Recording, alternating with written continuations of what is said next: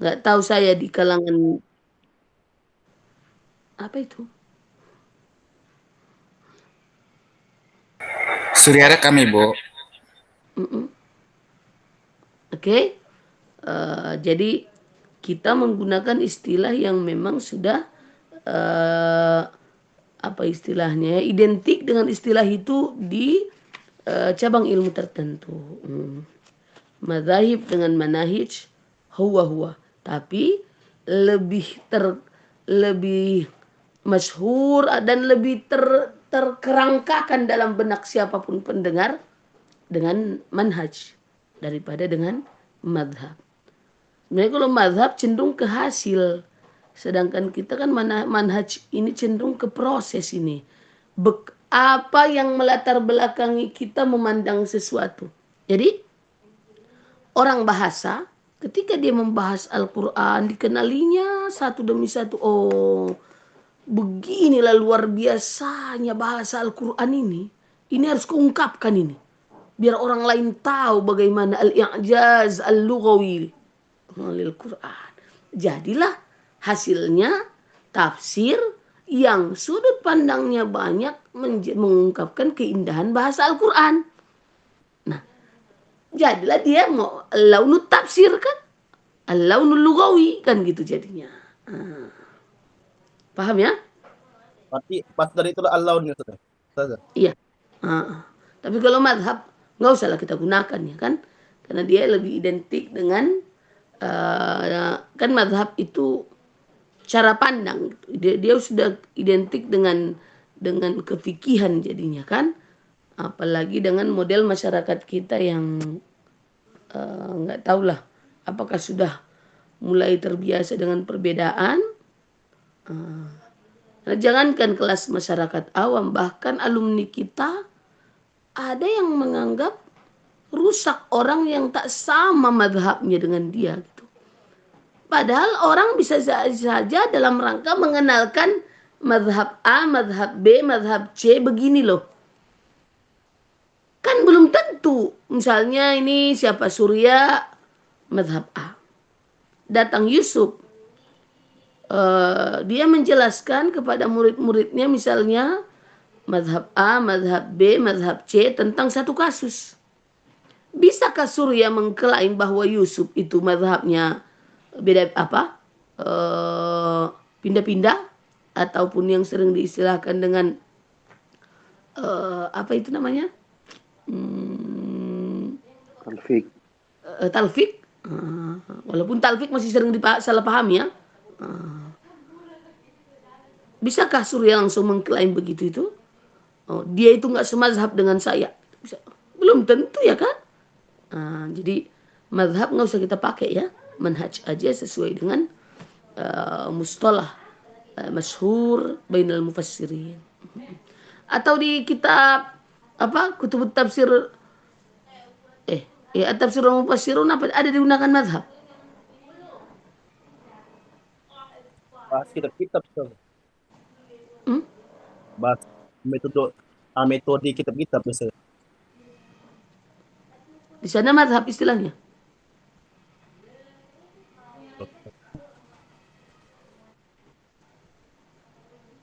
Saya rasa enggak mazhab dia. Memang kalau mazhab itu ya pendapat kan itu. Cuman sudah identik dengan fikih. Jadi kita pun manhaj apa istilahnya ya? Ragamnya sumber membuat ragamnya manhaj.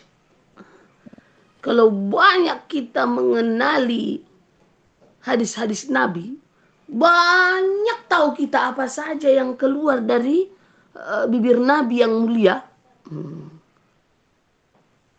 Maka saat ketemu ayat, kita akan terbayang langsung dengan isi dengan hadis kan. Ini satu ayat misalnya, kulu washrobu wala tusrifu. Itu kan ayatnya kan.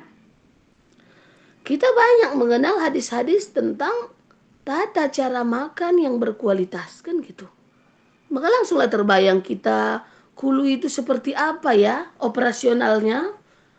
Apa Itu kan makan juga namanya kan? Atau pakai sendok makan juga. Atau makan tak berhenti-berhenti makan juga. Atau makan sikit-sikit. Nah, itu kan masuk dalam makna kulu itu kan?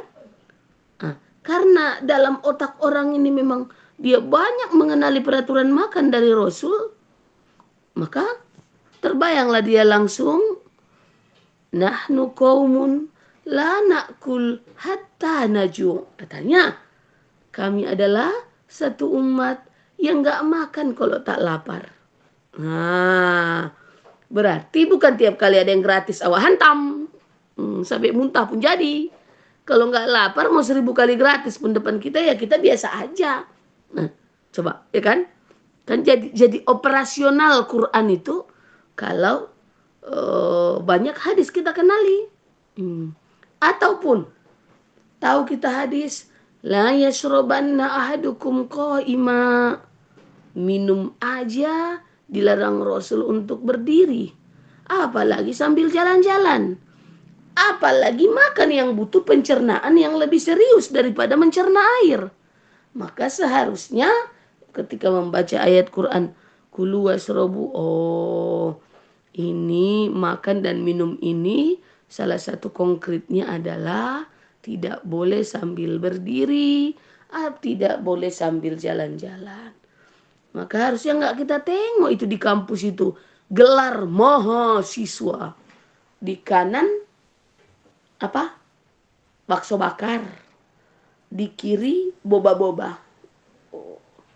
Persis kayak anak TK perilaku mahasiswa sekarang itu. Baru jalan ke depan melenggak-melenggok. Kan nampak kali jauh dari sumber itu kan. Dari sumber ajaran Islam itu perilakunya. Nah, kalau tadi banyak data tentang hadis Nabi di benak kita, maka saat membaca Quran muncul hadis-hadis Nabi. Jadilah manhajnya manhaj al-ma'thur. Kan gitulah jadinya itu tuh kan. Muncullah tafsir bil ma'thur. Paham ya? Ustaz. Kalau begitu anak IAT, penting nggak itu? Atau sangat penting? Banyak tahu tentang hadis. Penting, Ustaz.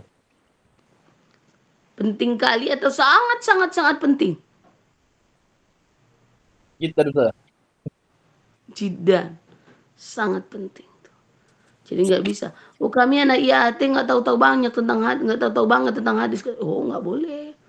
Nggak operasional Quran itu tanpa hadis. Kita juga udah belajar di ulumul Quran bahwa fungsi hadis terhadap Quran adalah lil bayan. Oke. Udah bisa dibedakan ya antara manhaj dengan apa tadi istilahnya? Sumber. Sumberlah yang sebenarnya nanti akan menentukan manhaj kita. Ya kan? Adapun alwan, proses berikutnya. Hasil dari manhaj, muncullah alwan.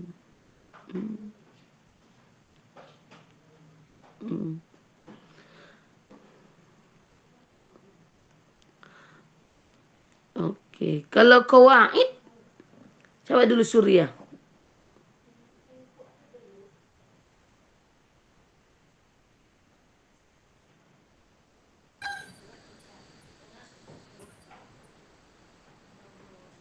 Bisa bedakan antara qawaid dengan manhaj?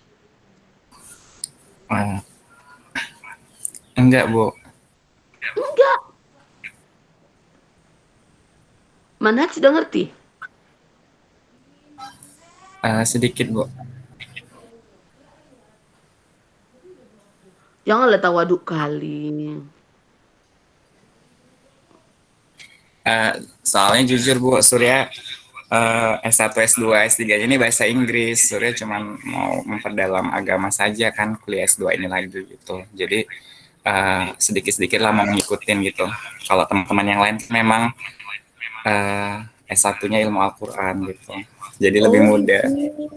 Oh iya inilah. Oh kita belum kenalan memang ya. Oh kok gitu kenalan Belum, Bu. Iya. Iya. Semangat kali mau belajarnya kan. Ayo kenalan lah dulu kita. Itulah, Bu.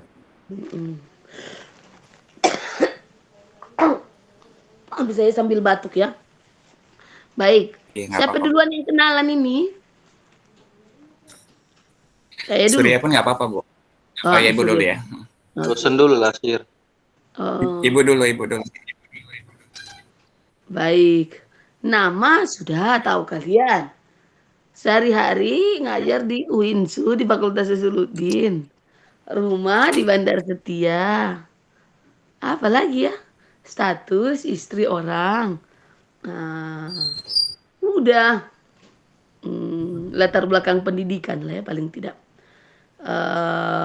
Kalau asal dari Gunung Tua, kalau dulu namanya Padang Bolak, Tapsel, tapi kalau sekarang setelah pemekaran Paluta namanya, Padang Lawas Utara. Tamat SD ke pesantren Mustofawiyah, Purba Baru, Mandailing, Natal. Sampai awal kelas 4 di sana, istilahnya tamat sanawiyahnya, separuh lah kelas 4 itu. Baru pindah untuk melanjutkan ke pesantren Ar-Raudatul Hasanah, Setiabudi Ujung. Tamat aliyah ke Mesir, S1-nya mengambil jurusan bahasa dan sastra Arab. Karena waktu itu kita diorientasi bahwa bahasa itu ilmu alat. Kalau alat sudah di kita, maka apapun bisa kita buka. Jadi kalau di Arab mindset bahasa itu bukan ilmu yang dituju gitu. Dia ilmu senjata. Mau apapun jurusannya, ilmu alatnya ya harus ada. Bisa bayangkan ke dapur tanpa senjata pisau, tanpa senjata sudip, ya kan? Tanpa senjata saringan ngangkat-ngangkat gorengan, kan banyak yang nggak bisa dilakukan dengan sempurna jadinya kan. Waktu itu kita orientasinya begitu gitu. Jadi orang Arab itu nggak terbayang kalau untuk mendalam lah, dalam arti tidak lagi menjadi orang awamnya, untuk menjadi orang khawasnya, kan sebenarnya di S2 dan S3 itu kan memang kita sedang memproses diri menjadi orang khawas di bidang itu kan gitu. Tidak terbayang ada pengkaji secara akademis Al-Quran dan hadis, tapi bahasa Al-Quran dan bahasa hadisnya belum dimilikinya gitu. Artinya belum ada senjatanya, ataupun nggak ada usahanya sama sekali untuk itu gitu.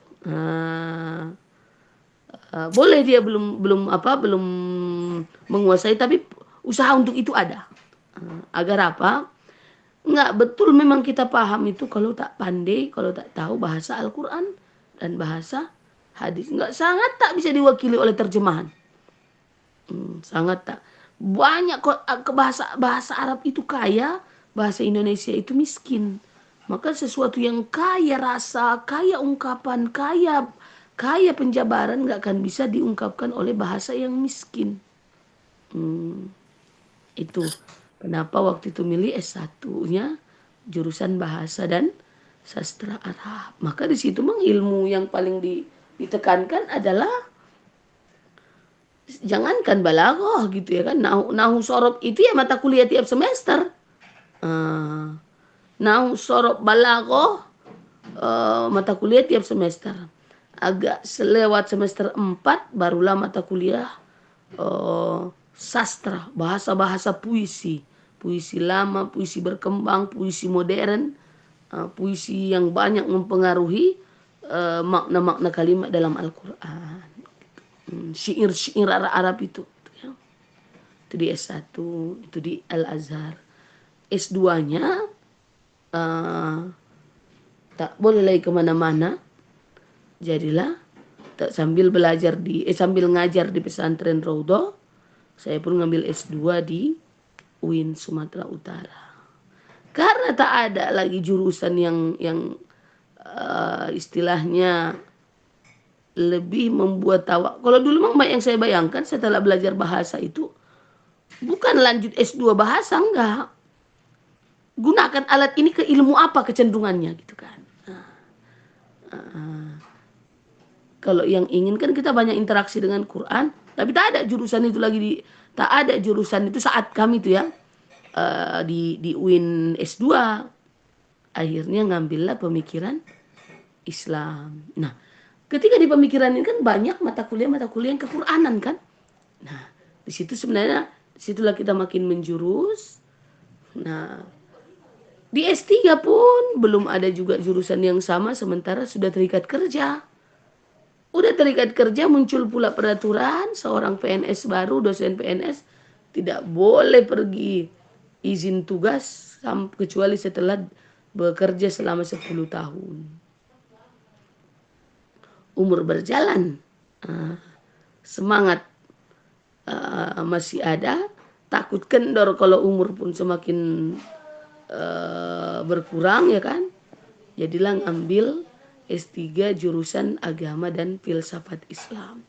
Tapi lagi-lagi karena udah ada kecenderungan ketika mata kuliah yang terkait dengan Quran memang itu yang paling katakanlah ya, kan nampak itu dari judul-judul makalah kita semua ke situ arahnya gitu. Maka pas pula disertasi memang kequranan juga jadinya. Al-Quran dan integrasi ilmu jadinya. Yang dibahas adalah bagaimana Al-Quran itu mendasarkan kepada manusia, khususnya umat Islam, bahwa dialah satu-satunya kitab suci yang paling memotivasi ataupun mengungkapkan banyak fakta-fakta ilmiah untuk kemudian ditelusuri atau diteliti di ayat-ayat kaumnya. Disitulah kita makin terasa betapa ayat-ayat kauniyah ini nggak bisa kita biarkan begitu aja. Dia harus kita konkretkan dalam bentuk ayat-ayat kauniyah. Tahu betul kita koneksi alam naj'alil ardo mihada dengan si Bayak, si Nabung, Danau Toba. Gitu. Itulah S3 selesai.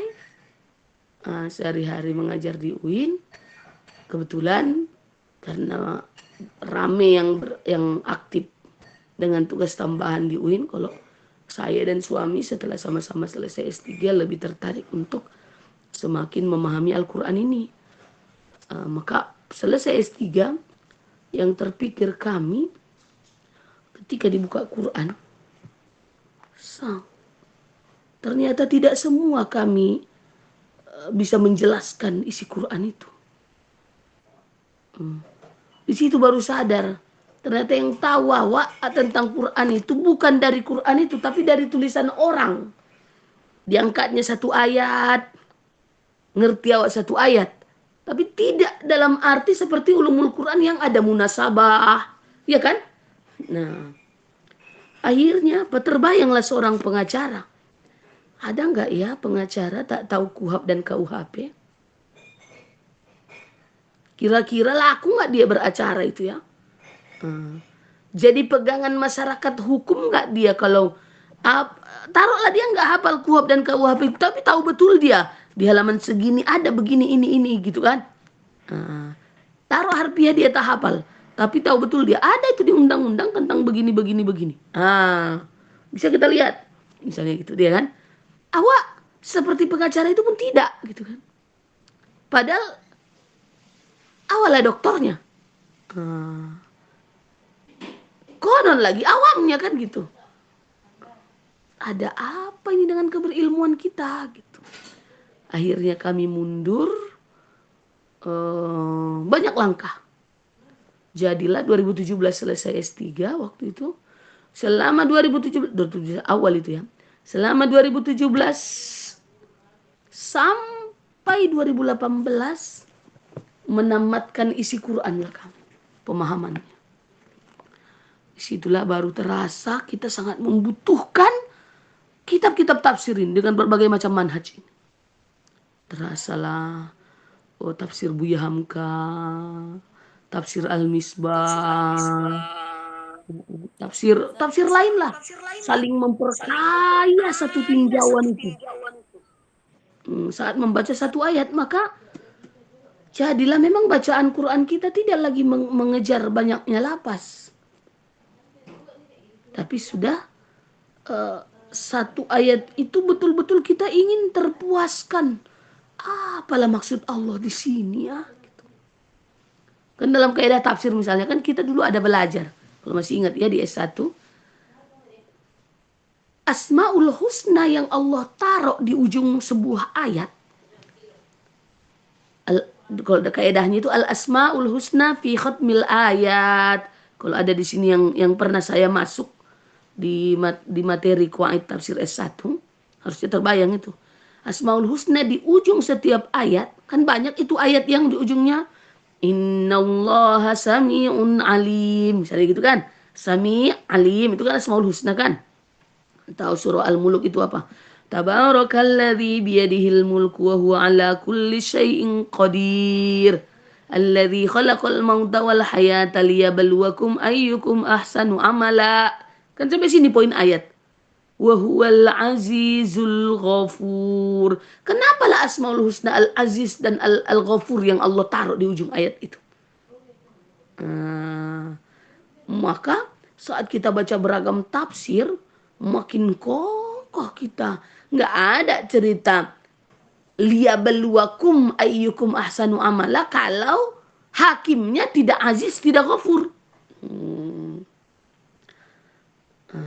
Kan Allah hidupkan kita, Allah hidupkan anak kita, siapa kita, semuanya kehidupan lah pokoknya ya kan. Allah tumbuhkan sawit kita, Allah tumbuhkan usaha kita, Allah semua yang tumbuh-tumbuh itu namanya al-hayat.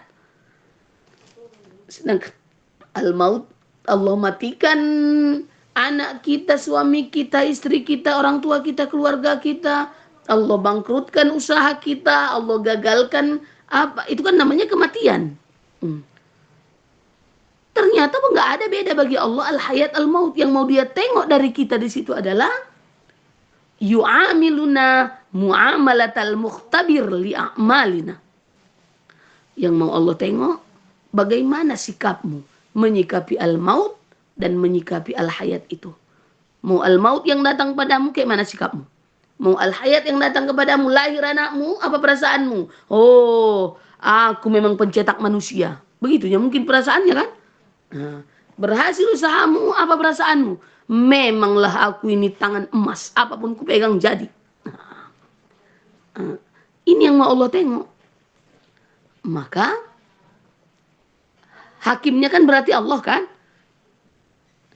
Nah, hakimnya ini Al-Aziz, zat yang la yughalab, takkan bisa dikalahkan siapapun.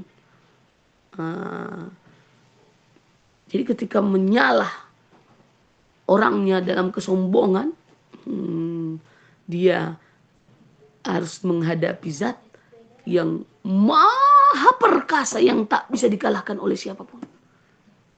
Sehingga dia jadi takut kan gitu.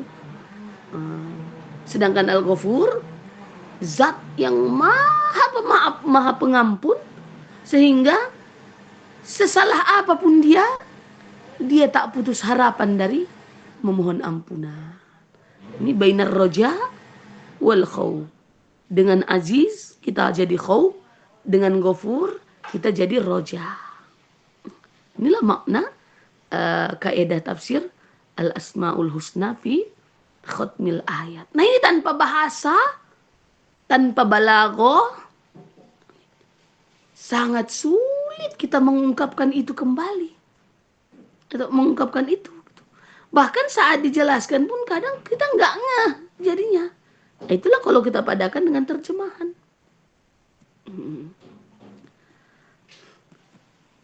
Oke. Apa istilahnya ya? Itu berlanjut sampai 2 tahun. Terakhir dia mengkristal menjadi sebuah ide membuat sebuah komunitas. Satu hari satu halaman aja pun ayat Quran itu yang kita tadabburi, kita pahami secara mendalam. Berawal dari berdua sama suami, terus kebetulan sedikit-sedikit aktif ke masyarakat, Ternyata ada masyarakat-masyarakat itu yang di satu pengajian itu misalnya ada 1-2 yang memang intensitas keilmuannya itu tinggi ya kan. Nah, bagi dia menuntut ilmu itu memang kebutuhan, terasa dia haus gitu. Nah, bergabung, alhamdulillah banyak. Semakin lama komunitas ini terus aktif, jadi sehari-hari baca ayat itu, terserah mau kitab tafsir mana, habis itu setorkan. Tapi kita jadi di situ kalau pertama-tama itu. Oh begini ya, ada rupanya Allah bilang kayak gini ya di Quran. Nah, gitu-gitu kita jadinya. Baru kita checklist di grup. Lama-lama berkembang nih. Kalau beginilah ceritanya Ustazah. Kita kan udah tua ini baru bergabung di komunitas ini. Bagaimana dengan generasi kita? Tentu beda start, beda hasil, beda pengaruh itu kan. Startnya tua ya, pengaruhnya pun ya jangkauannya nggak hebat. Tapi kalau startnya dari kecil, berarti kan karakter Qur'annya anak itu kan lebih cepat berarti masuk dalam dirinya. Maka muncullah ide membuat pesantren. Ditambah lagi kan lagi menjamur tuh rumah-rumah tahfiz. Ini kan rumah tahfiz, orang awam memahami kalau udah hafal Quran otomatis paham gitu ya. Faktanya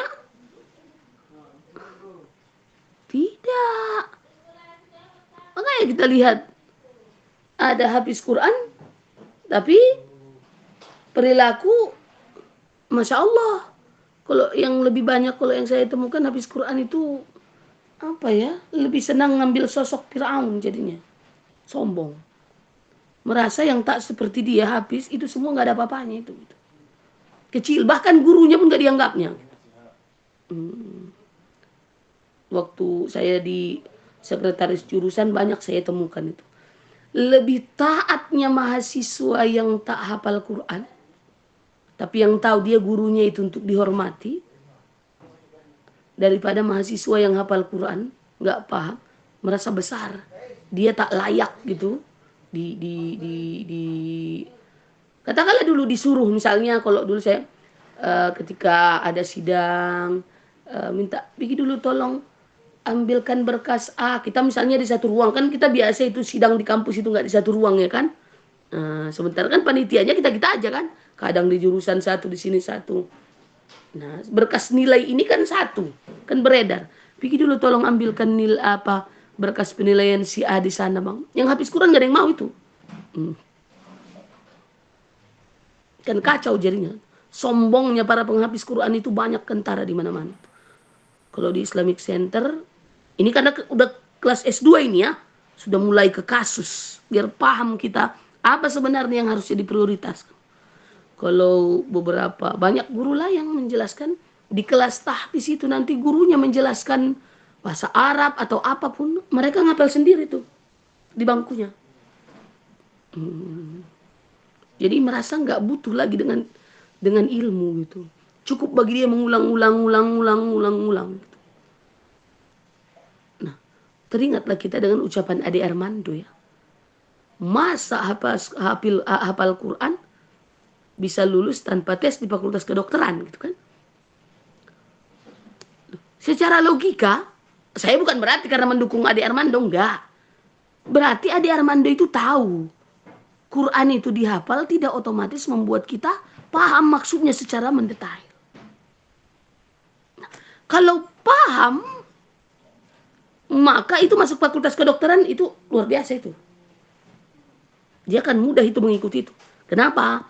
Banyak sekali data-data yang ada di Fakultas Kedokteran di Quran dijelaskan melalui tafsir.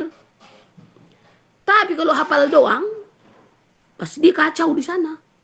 Dia mungkin bisa menghafal istilah-istilah biologinya, tapi secara mental dia nggak siap itu biasanya.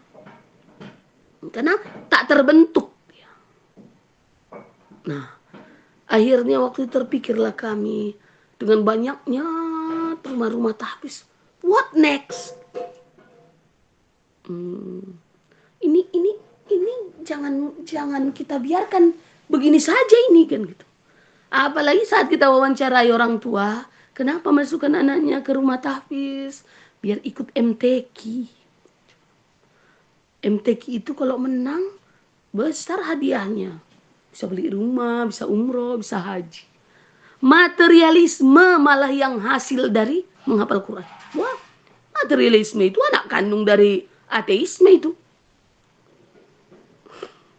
Kacau jadinya. Ternyata dalam rangka cari uangnya, jadilah menghafal Quran karena targetnya mau lomba, stres. Karena yang juara pasti juara satunya kan. Kalau tak dapat, jadilah ketidakjujuran dalam MTQ. Ya kan? Ketidakjujuran data, utusan A. Tapi rupanya orang Z. Dibuatlah usia segini. Jadilah saat awak juri MTQ, heran awak. Semua yang awak uji itu seluruh kabupaten judulnya, tapi semua awak kenal, semua di UIN. Kacau kan? Padahal Al-Quran mengajarkan kepada kita bagaimana prinsip-prinsip kejujuran itu. Itu yang harusnya terbentuk dalam diri kita. Nah, terbayang, kita bukalah sejarah. Ketika Al-Quran turun, Rasulullah itu ngapain? Memahamkan atau langsung nyuruh ngapal?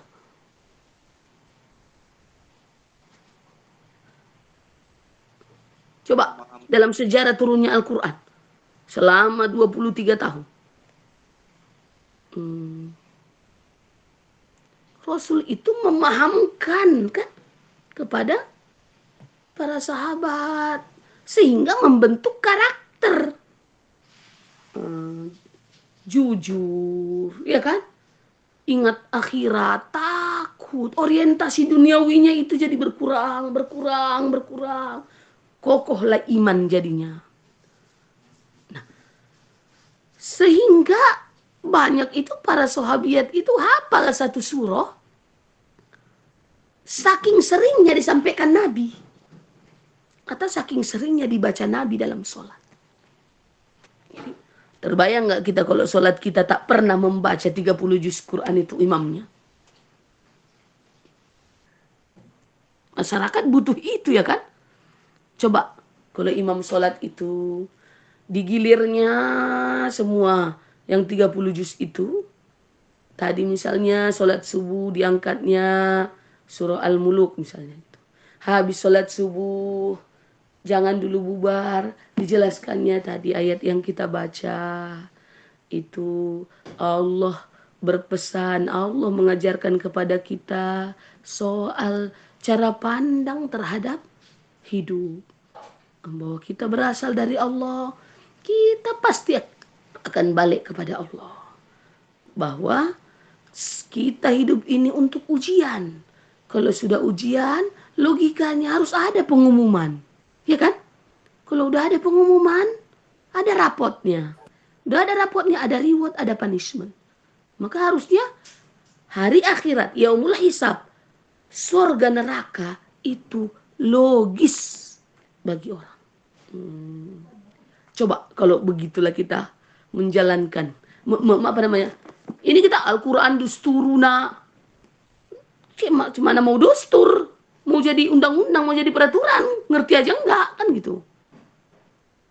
Nah, akhirnya lama, ya udah, Bismillah, buatlah pesantren. Dananya nggak ada, oh ya, sewalah rumah. Berapa muridnya? 2, 3, berjalan. Setiap hari yang kita lakukan adalah mentadabburi Al-Quran. Ternyata di Quran pun yang ada ayat afala yatadabbarunal Quran am ala qulubin aqfaluha. Yang disuruh itu adalah qira'at tadabburin wa ta'ammulin wa fahmin, begitu bahasa para mufassir itu. Ketika muncul perintah ikra'u atau ikra', bacalah Al-Quran itu, bagaimana model pembacaannya? Qira'at tadabburin wa tafahumin wa ta'ammulin wa fahmin. bacaan yang menghasilkan pemahaman sampai menyentakkan jiwa, gitu ya. Bukan membaca huruf. Kalau sebenarnya kalau membaca huruf di kita itu mengeja itu kan. Alhamdulillah karena itu muncul dari rasa bersama. Berarti generasi muda kita sangat butuh dikenalkan isi Quran ini ya gitu. Alhamdulillah akhirnya tean berwakaf. Jadilah pesantren Ubay bin Ka'ab. Kenapa Ubay bin Ka'ab Ustazah? Ya, ada hadis Nabi yang mengatakan Aqra'ukum bil Quran Ubay bin Ka'ab. Yang paling tahu seluk-beluk isi Quran itu adalah Ubay bin Ka'ab. Kenapa enggak Ibnu Abbas Ustazah? Oh ya, Ibnu Abbas itu seperti Ubay bin Ka'ab bahkan sudah didoakan Nabi kan. Allahumma faqihhu fid din wa 'allimhu ta'wil, didoakan Nabi. Cuman masalahnya saat ini nama Ibnu Abbas itu agak banyak digunakan orang-orang yang menyalah. Jadi waktu itu cerita-cerita lah dengan Prof Amro ini. Oh iya ya, katanya, iyalah, hindarkanlah nama itu, kata Prof Amro ini. Karena di zaman yang gampang viral ini, kebaikan pun yang kita buat direkamnya, tapi ditulisnya judulnya salah. Isinya bagus, tapi judulnya dibuatnya buruk, baru dipiralkannya, maka judul itu nanti yang duluan apa itu menyebar. Dan yang buruk-buruk, yang belum tentu benar pemahaman itu yang duluan nyebar daripada yang benar. Gitu. Namanya aja udah itu kan gitu kan. Beragam lah nanti. Alhamdulillah sudah berjalan. Ini masuk tahun ketiga. Nanti yang punya waktu ahlan wa sahlan kemari. Jadi memang ini pesantren Ubay bin Ka'ab konsentrasi tafsir dan tahfiz Quran. Tentu wajib tahfiz juga, tapi harus paham dulu baru hafal gitu. Paham dulu baru hafal.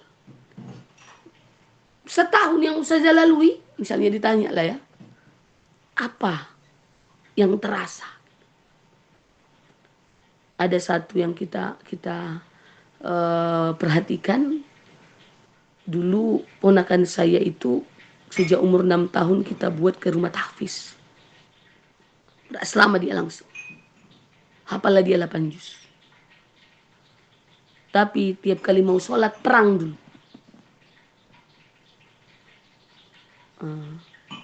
Nggak begitu mau dia. Kalau subuh itu sengaja dia lama di kamar mandi. Gitu kan.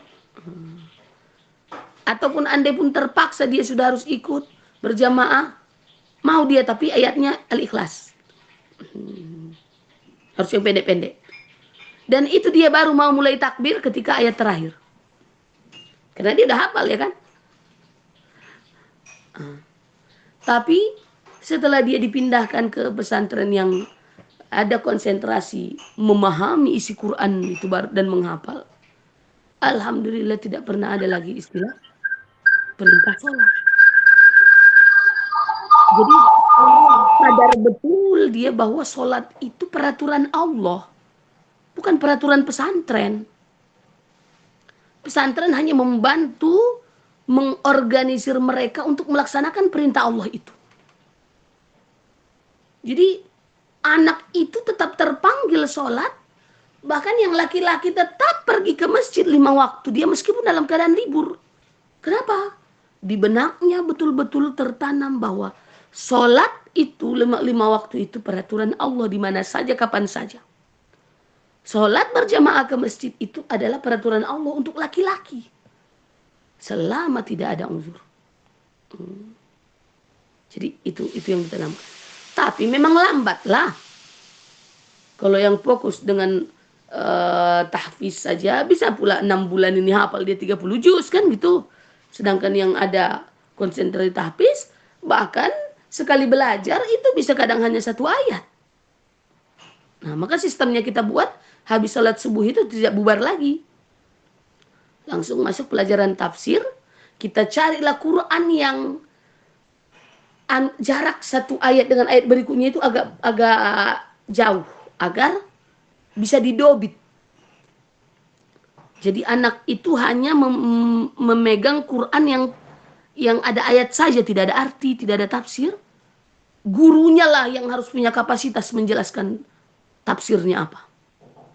Nah, maka diawalilah dengan mengartikan satu persatu. Kalau ada yang pernah sekolah di Purba atau model pesantren yang mendobit, sehingga per kata anak itu tahu. Jadi kalau di pesantren modern ada istilah pemberian kosakata, kalau di sini nggak perlu ada waktu khusus kosakata, karena setiap hari sudah bertambah kosakata mereka dari Al-Quran itu. Maka amanu yu'minun itu di awal-awal aja, itu di 3 bulan pertama yang menjadi berisi mereka tulis. Di berikutnya sudah kosong, itu udah tinggal mereka garisi aja, ini udah tahu, ini udah tahu, ini udah tahu gitu. Nah, sampai tengah 7, habis tengah 7 mereka wajib menghafalkan yang dijelaskan tadi. Ayatnya wajib hafal. Arti harfiah perkatanya wajib hafal. Jadi misalnya, ya ayyuhalladzina amanu kutiba alaikumussyam kama kutiba alal ladzina min qablikum la'allakum tattaqun. Ya ayyuha, wahai alladzina, orang-orang yang amanu, telah beriman, kutiba, telah diwajibkan. Jadi harus begitu. Dia wajib menyetorkan itu sampai 7:30. Siapa hafal? Nah, sama maksudnya. Seperti yang tadi dijelaskan oleh Syekh tafsirnya. Sampai 7:30. Siapa, tentu bercepat, nggak sama cepat dan lambatnya anak, ya kan? Siapa duluan dia langsung store. Baru 7:30 sarapan. Kalau dulu sanggup kami 2 kali sehari, habis subuh dan habis isya. Tapi setelah santri agak banyak, karena santri kita itu ada 24 orang, karena pelajaran nggak cuma ini lagi. Sekarang kita tambah dengan hadis. Lagi-lagi kayak tadi, hadis itu berperan menjadi bayan lil Quran, kan gitu. Jadi sepaket dia dipelajari. Dan bahasa Arab, nahu sorobnya. Jadi anak pun harus tahu mana fi'il, mana fa'il, mana maf'ulun bi, mana ini. Jadi targetnya ke depan dia menjadi sosok yang bisa menjelaskan isi Quran. Yang aktif, dia nggak jadi pendengar aja sampai ke depan. Bisa nggak dibilang pakar Danau Toba kalau dia cuma tahu Danau Toba dari Parapat? Bisa nggak itu?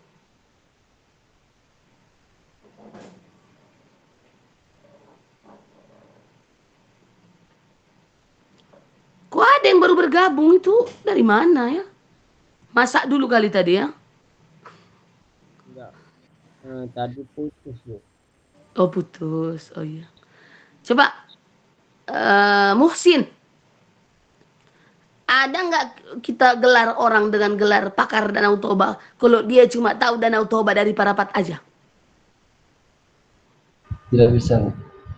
Berapa kabupaten itu yang mengelilingi Danau Toba itu? Ada 3 orang. 8? Kok 3 sih? Berarti saya lebih pakar dong. Simalungun, Tobasa, Humbang Hasundutan, ya kan? Tapanuli, Taput, lagi Dairi, lagi Karo, lagi 8 kabupaten itu. Itu yang mengelilingi Danau Toba itu. Cuma tahu dari Parapat dan aku pakar Danau Toba. Artinya ini harus kita tarik ke diri kita, jangan gampang-gampang kali kita saya pakar ini gitu ya. Pakar ilmu Al-Quran dan tafsir. Nengok dari pipet kali kan.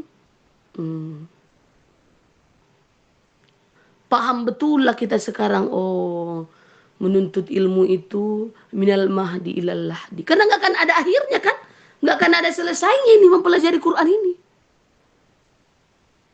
Karena hari ini kita baca ayat itu, gitu rupanya ya. Kita baca tafsir yang manhaj bil ma'thur misalnya. Besok kita baca dengan manhaj yang lain. Beda hasil kan? Beda laun. Oh, rupanya ber-oo teruslah kita jadinya. Ini kan long life education jadinya kan. Sepanjang umur. Pantas kata Allah, yarfa'illahu alladhina amanu minkum walladhina utul ilma darajat. Memang berbeda. Nah, tadi saya angkat soal sholat aja ya. Yang rukun Islam. Ternyata hafal saja tak membuat anak jadi rajin sholat. Kan kita ingat dulu kita nyantri, pokoknya udah libur apa yang di pesantren itu tinggal ya kan. Karena bagi kita itu peraturan pesantren kan. Tengok anak santri kalau libur biasanya mengganteng-ganteng ya kan, naik kereta, apalagi pokoknya segala selera diumbar. Orang tuanya pun mengamini, mumpung anakku libur udahlah nggak usahlah dibanguni subuhnya, orang tuh udah capek di sana tiap hari bangun subuh.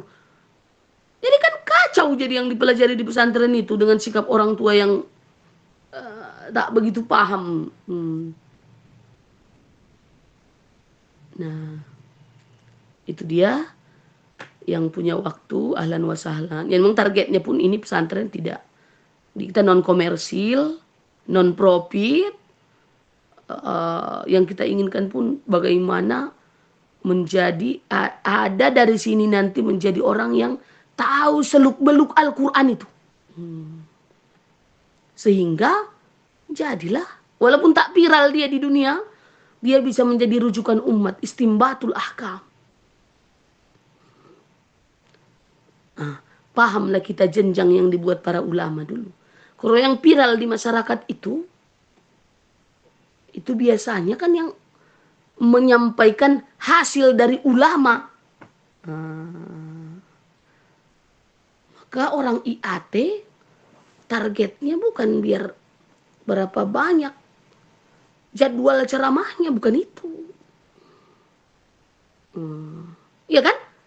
Terkat jadinya target-target yang rendah seperti ini. Karena memang ada target yang lebih tinggi. Dan gak ada istilah lagi, gak punya bahan. Gitu. Gak ada. Inilah isi Quran ini kita sosialisasikan semua. Gak akan ada habisnya ini. Terkat juga lah target-target orang yang, mohon maaf saya sekarang jadi paham kenapa lah sejak masa Belanda MTQ itu sudah dilegalkan, bahkan diatur dananya. Kan ada APBN untuk MTQ kan? Kenapa? Sadar betul mereka rupanya kalau kita sibukkan mereka dengan lomba-lomba begini, mereka nggak akan. Kan sekarang baru ada cabang tafsir kan? Itu pun yang mengikuti hanya segelintir itu kan? Kenapa? Kalau mereka sibuk dengan begitu-begitu aja, nggak ada masalah, kita nggak terancam kita, kata orang. Jadi kita lenakanlah mereka dengan yang aktivitas begitu-begitu aja. Tapi kalau kita berikan mereka kesempatan memahami Quran itu lebih mendalam itu kalau bahasa filsafatnya itu kan radikal gitu kan, sampai ke akar-akar. Anak S2 nggak boleh salah memahami istilah radikal ya. Kalau kita akan terancam, kata mereka. Mereka akan paham bagaimana bernegara itu. Itulah hasil dari Quran itu. Nggak akan ada ayat Quran ini bisa kita amalkan, bisa kita wujudkan tanpa ada negara. Ayatnya kita baca habis zikir pagi. Kulillahumma malikal mulki tu'til mulka man tasha wa tanzi'ul mulka mimman tasha. Tapi kalau nggak paham, mau dapat jabatan aja berani nyogok jadinya. Padahal di ucapan Allah lah yang ngasih jabatan, Allah pula yang cabut jabatan, kan gitu. Banyaklah pokoknya kena ke kita. Kalau yang saya rasakan ya Allah rupanya menyalah nyawa, kan gitu. Dulu pikir itu baik gitu kan. Ternyata setelah tidak didadaburi, Bahkan ada beberapa yang alumni IAT S1, S2, setelah bergabung dia bilang, "Ya Ustazah, berapa tahun saya berada di jurusan IAT ini ya, sampai master, belum pernah saya mendapatkan informasi begini banyak dari Quran itu," katanya. Bayangkan pula satu hari satu halaman ya kan. Mana ada makalah diangkat satu halaman di kampus ya kan. Bahkan sampai ke manhaj kita di IAT, kita jadi ada apa namanya, introspeksi diri. Sebenarnya tanpa sadar kurikulum kita ini telah membuat kita, saya pun nggak tahu siapa dulu yang membuat kurikulum ini. Yang jelas di pusat itu banyak yang alumni Eropa. Studi hadis di Belanda, gitu kan. Nah, ternyata manhaj kita di UIN itu lebih banyak mengenalkan kita kepada ulumul Quran. Kan ilmu alat lah itu namanya. Sampai tamat, alat ini tak pernah dipakai. Jadi ibarat aku ingin mau membuat anakku pakar pengelola sawah. Diajarkan kepada dia arit, palu. Kok PKI pula jadinya? Pokoknya peralatan bersawah lah ya. Cangkul dan lain. Pokoknya asah tajam semua alat-alat ini. Seret. Udah tamat kau nak. Tapi tak pernah alat ini, tak pernah ada waktu, ada pelajaran yang membuat sekarang saatnya kau gunakan alat ini ke sawah sana, itu ada untuk sawah 3.000 hektar. Bagaimana biar hasil 3.000 hektar itu bisa mencukupi beras seluruh rakyat Indonesia sehingga nggak perlu lagi impor. Nggak ada itu. Jadi bukan cuma di UIN sebenarnya, bahkan di pesantren. Dulu saya ingat di Purba itu tafsir kami itu tafsir Jalalain. Karena kita dilibatkan gurunya untuk memahami tafsirnya sejak awal, dalam arti mendobit tafsirnya, akhirnya yang terbaca sampai tamat 6 tahun, 1 juz pun tak nyampe. Jadi enggaknya pernah tahu kita jadinya isi Quran itu sejak proses awal pendidikan. Nggak pernah tersampaikan ke kita. Tapi dengan cara tadi anak tak ada urusan dengan tafsir itu kapasitas guru yang harus menyampaikan di tahap awal ya, di tahap awal. Nanti udah cukup banyak kosakata mereka, udah cukup banyak hadis yang mereka kuasai, udah cukup banyak tahu paham mereka nahu sorob, baru berganti buku tafsir. Ibarat makan pisang, kalau pertama disuapin, dikupasin, disuapin, berikutnya kupas pisang sendiri, kan gitu. Nah, kita sampai pada jenjang perguruan tinggi, tak pernah anak, sekarang kalian gunakan ulumul Quran kalian itu menelusuri, inilah sawahnya, Quran inilah sawahnya, telusuri dulu semua isinya itu. Nggak ada, udah keburu tamat, karena ulumul Qurannya sampai semester 7 ya kan.